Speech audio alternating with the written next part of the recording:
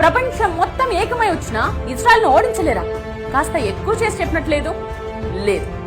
ఇప్పుడు చెప్పిన దాంట్లో ప్రతి అక్షరం నిజం. శాంపుల్ గా కొన్ని పేర్లు చెప్తా, మీరే ఆశ్చర్యపోతారు. ఏంటి ఈ ప్రపంచం మొత్తం వాళ్ళ చేతుల్లో ఉందా అని.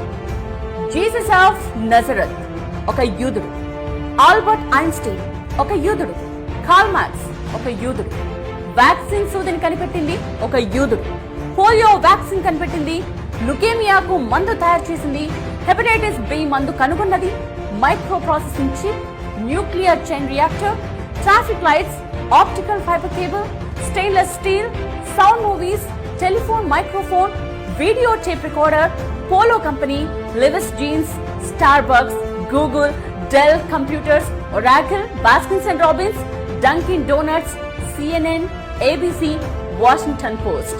వీటన్నిటి వెనుక ఉన్నది యూదులు. లిస్టులా చెప్పుకుంటూ పోతే కనీసం 1-2 గంటలు పడుతుంది.